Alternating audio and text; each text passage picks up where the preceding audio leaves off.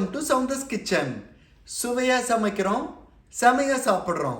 இன்னைக்கு நம்ம பார்க்கக்கூடிய ரெசிபி அவல் உப்புமா, போஹா. வாங்க ரெசிபி எப்படி ப்ரிப்பேர் பண்ணுறதுன்னு பார்ப்போம்.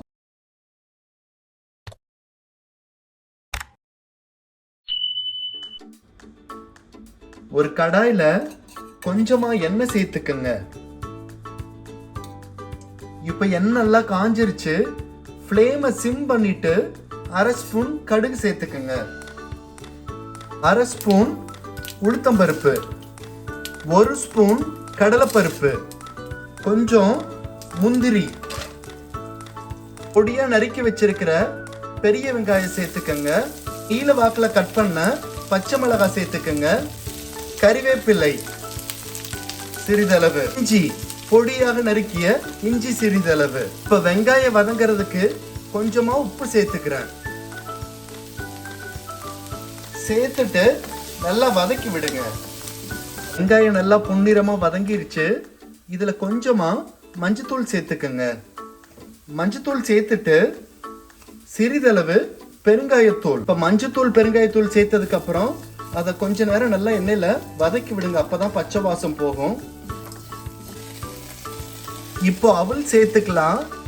அவளை கெட்டி அவளை நல்லா தண்ணியில கழுவி தண்ணி இந்த மாதிரி வடிகட்டில வடிச்சு ஒரு அரை மணி நேரத்துல இருந்து 1 மணி நேரம் விட்டுருங்க. அப்படி அப்பதான் அவல் உங்களுக்கு நல்லா சாஃப்டா வரும். இப்போ அவல் சேர்த்துக்கலாம். இப்போ அவல் சேர்த்தாச்சு. அவல் சேர்த்துட்டு கொஞ்சமா அதுல தண்ணி தெளிச்சு விடுங்க. ரொம்ப தண்ணி சேர்த்தீங்க அப்படின்னா அவல் குழஞ்சிரும். கொஞ்சமா தண்ணி சேர்த்துக்குங்க. கொஞ்சமா தண்ணி சேர்த்து நல்லா கிளறி விடுங்க. இந்த அவலை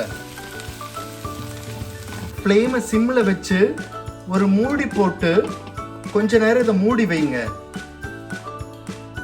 இப்போ கொஞ்ச நேரம் ஆயிடுச்சு. மூடியை திறந்துட்டு பொடியா நறுக்கி வச்சிருக்கிற கொத்தமல்லி தழை சேர்த்துக்குங்க. கொத்தமல்லி தழை சேர்த்துட்டு ஒரு எலுமிச்சம்பழ சாறை இதுல சேர்த்துக்கங்க.